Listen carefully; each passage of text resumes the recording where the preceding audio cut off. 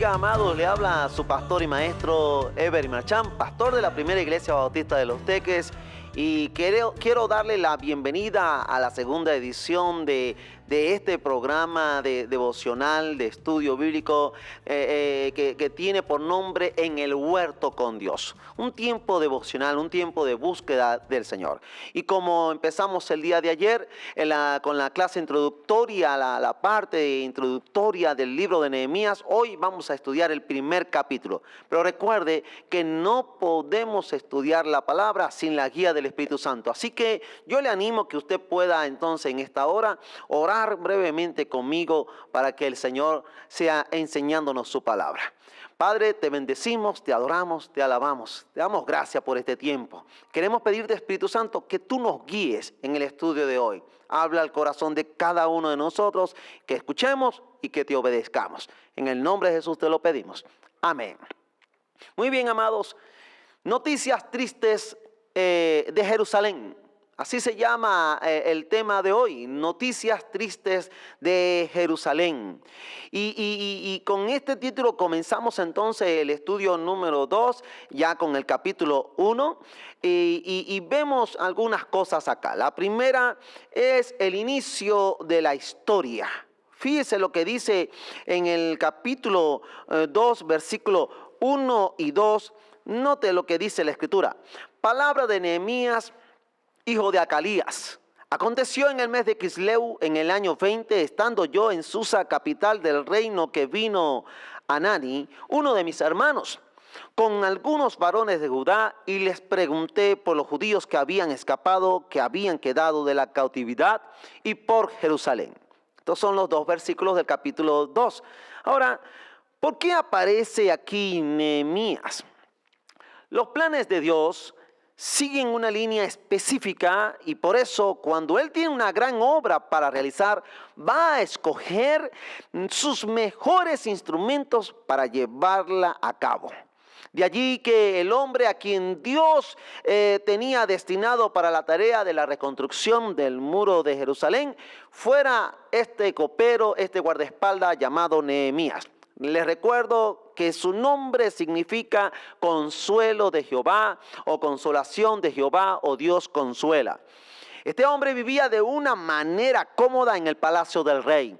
Disfrutaba de sus comidas finas, disfrutaba de sus mejores ropas, tenía un buen descanso y un buen prestigio, un gran prestigio.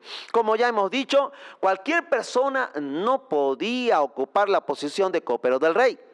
Sin embargo, desempeñando este cargo, él no se había olvidado que era un israelita expatriado en Susa y que algunos de sus hermanos estaban angustiados en Jerusalén.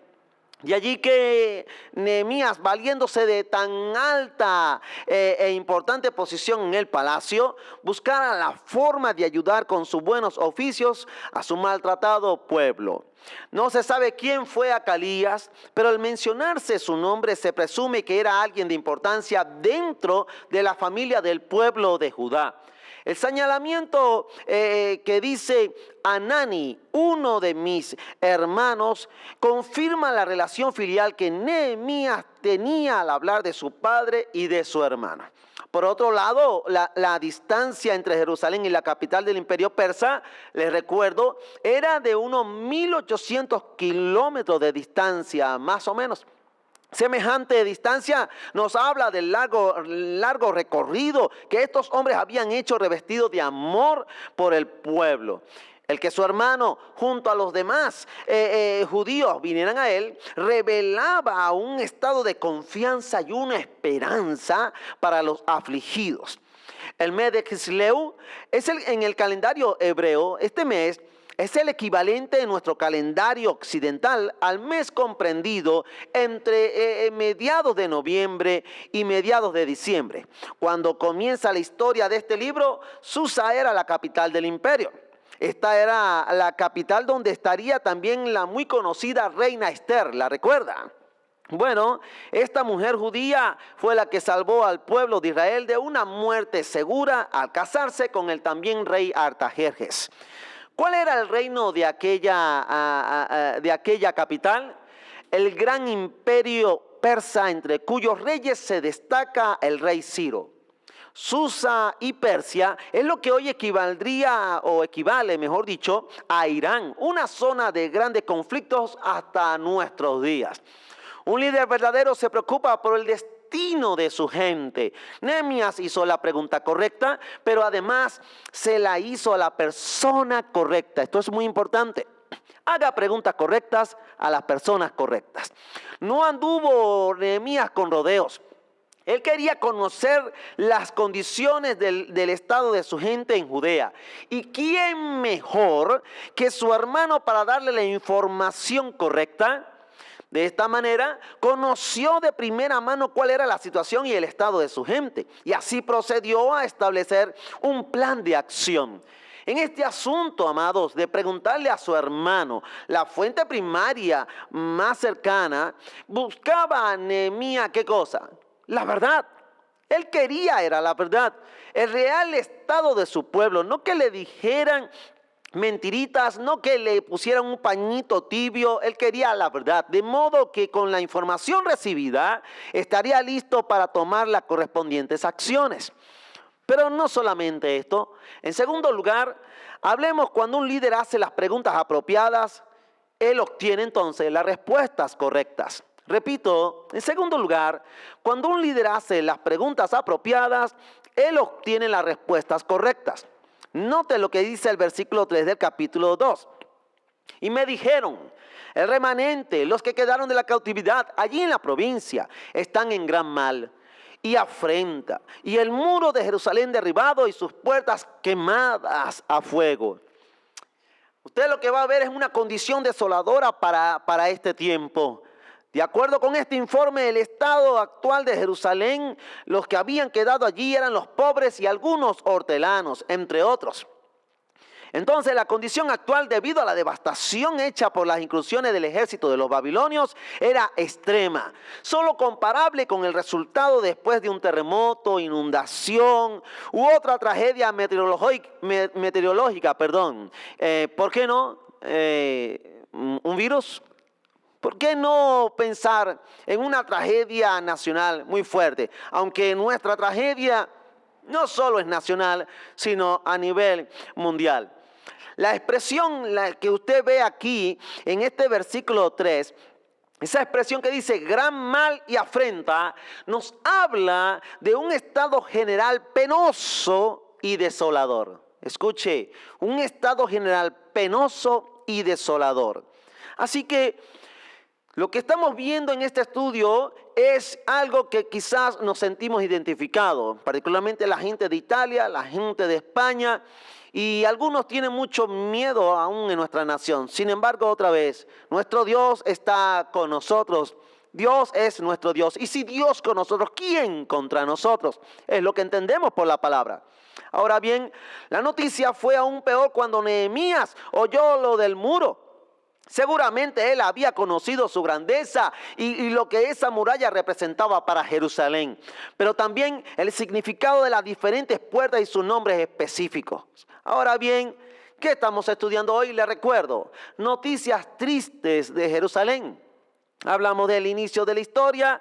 En segundo lugar, cuando un líder hace las preguntas correctas, recibe las correctas respuestas. Pero en tercer lugar, hablemos de la reacción de Nehemías ante la información recibida. ¿Cómo reacciona Nehemías? ¿Cómo debe reaccionar un líder ante las informaciones que se reciben?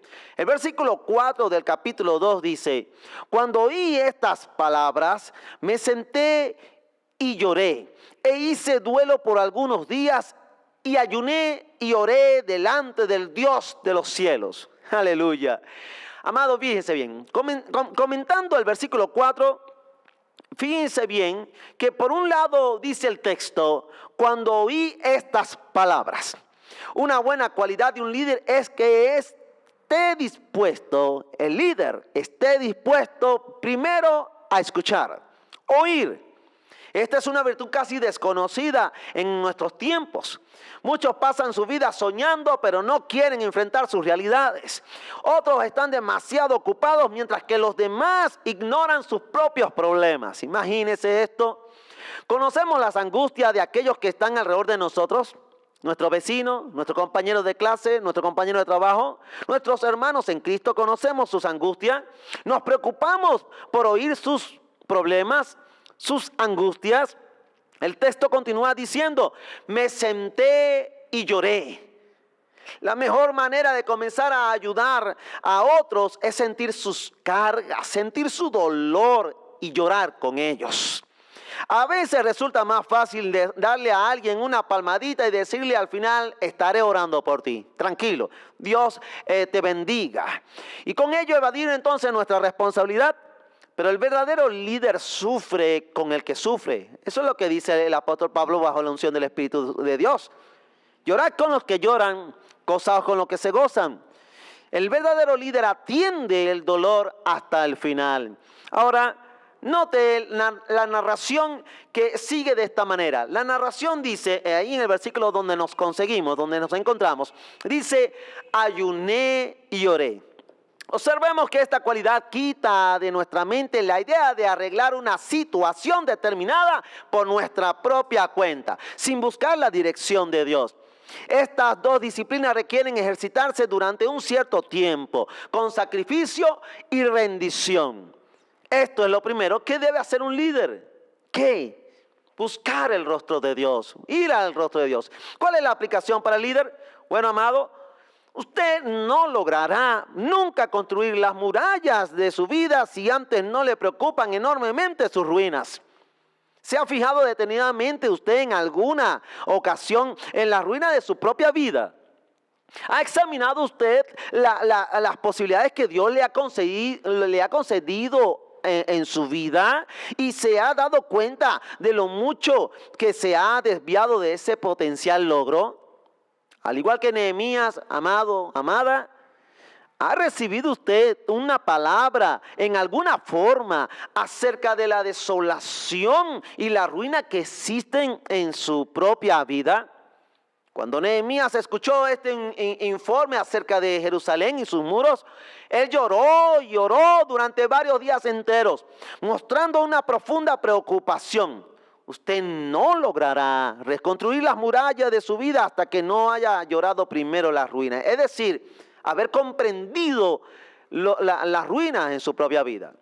Pero en cuarto lugar, un modelo de oración de un hombre de Dios. Note el versículo 4. Les recuerdo que estamos en el capítulo 2 de Nehemías, estudiando el versículo versículo 5. Dice, y dije, te ruego, oh Jehová, Dios de los cielos, fuerte, grande y temible, que guarda el pacto y la misericordia a los que le aman y guardan sus mandamientos. Quiero corregir, yo dije el capítulo 2, pero es el capítulo 1, versículo 5.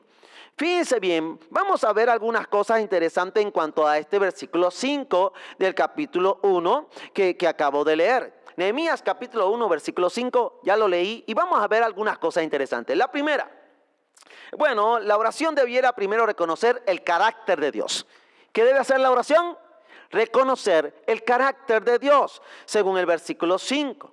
Aquí en el versículo 5 tenemos que reconocer que las oraciones no siempre apuntan en esta dirección, ya que por lo general nosotros le llevamos al Señor una lista de cosas que necesitamos. Pero lo primero que debemos hacer es reconocer quién es Él. Él es, según el versículo 5, Dios que está en los cielos, fuerte, grande, temible. Él es Dios. Nehemías no empezó con una lista de peticiones y las tenía. Orar por Jerusalén. Pero él comenzó reconociendo la grandeza de Dios. Ahora el versículo 6, note del capítulo 1, note, esté ahora atento tu oído y abierto tus ojos para oír la oración de tu siervo, que hago ahora delante de ti día y noche por los hijos de Israel, tus siervos, y confieso los pecados de los hijos de Israel que hemos cometido contra ti. Sí, yo y la casa de mi padre hemos pecado. Se da cuenta lo que dice el versículo 6. Pero segundo, no solamente reconocer el carácter de Dios, sino en segundo lugar, la oración debiera tener el sentido de la humillación y la confesión. Es lo que dice el versículo 6. La oración, la humillación, y la confesión. Esto no parece ser un signo común de nuestra sociedad, porque ni se humilla la sociedad, ni reconoce la necesidad de perdón en su alma. Pero Nehemías, una vez quebrantado por la noticia, siguió el camino de la grandeza, reconoció y confesó sus pecados, pero sobre todo, confesó el pecado de su nación. Pero en tercer lugar, una oración de confesión va al fondo de la falta. Repito, una oración de confesión va al fondo de la falta. El versículo 7, capítulo 1, versículo 7 dice: en extremo nos hemos corrompido contra ti y no hemos guardado los mandamientos, estatutos y preceptos que diste a Moisés tu siervo. Amado hermano, amada hermana, notemos que Nehemías utiliza las palabras: en extremo nos hemos corrompido.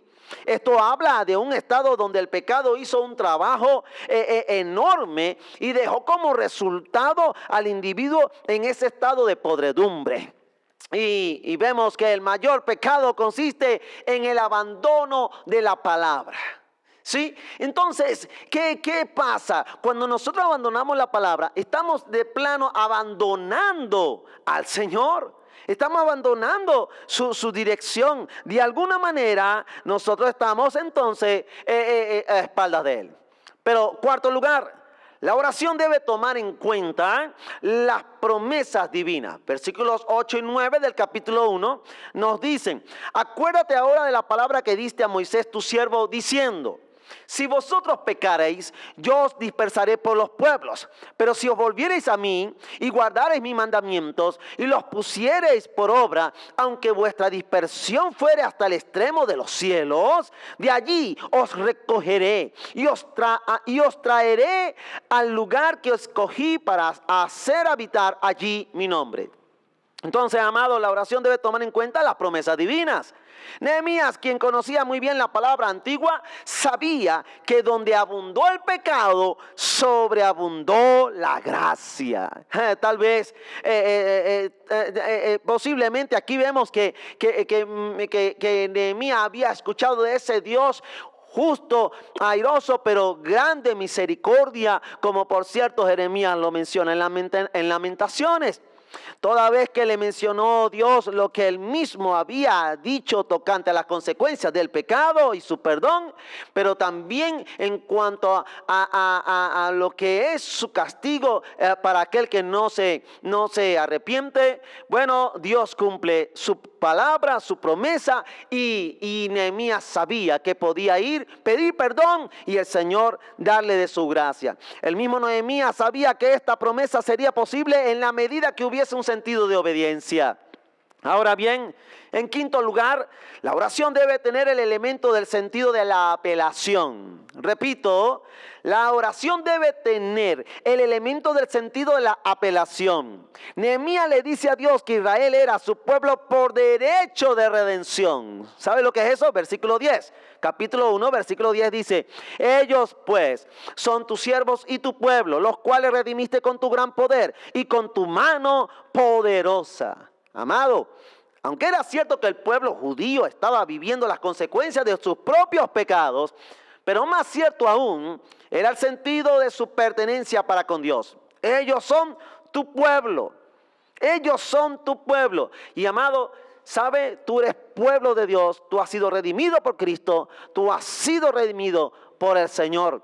Así que por más errores que tengas, Dios te ama. Dios te ama. Y te da oportunidades, te da de su amor, de su gracia. Él espera siempre por ti. Pero, en sexto lugar, la oración debe tener la expectación de la respuesta, pero sobre todo debe basarse en una posibilidad cierta de éxito. Note el versículo 11. Te ruego, oh Jehová, esté ahora atento tu oído a la oración de tu siervo y a la oración de tus siervos, quienes desean reverenciar tu nombre. Concede ahora buen éxito a tu siervo y dale gracia delante de aquel varón. porque yo servía del copero. Construir los muros y que la gloria de Venezuela no sea como la pasada, sino aún mucho mayor. ¿Por qué? Porque bienaventurada la nación cuyo Dios es Jehová. Que oremos por nuestra nación, que intercedamos por nuestra nación, pero necesita nuestra nación de Nehemías, hombres donde el Señor consuela, que Jehová es consuelo a esta tierra. Así que, amado, hoy pudimos culminar este devocional. Noticias tristes de Jerusalén. ¿Qué aprendiste? ¿Qué el Señor te ha dicho? ¿Qué Dios te está indicando a hacer? ¿Qué actitud debes cambiar? ¿Qué vamos a hacer realmente? La palabra del Señor nos exhorta a ser hacedores y no tan solamente oidores de ella. Así que, amado, yo te invito, hagamos algo. Y una de las cosas que mayormente podemos hacer, y particularmente en este tiempo de cuarentena, es orar, interceder, pero cantar que Dios sigue siendo bueno y bueno en gran manera.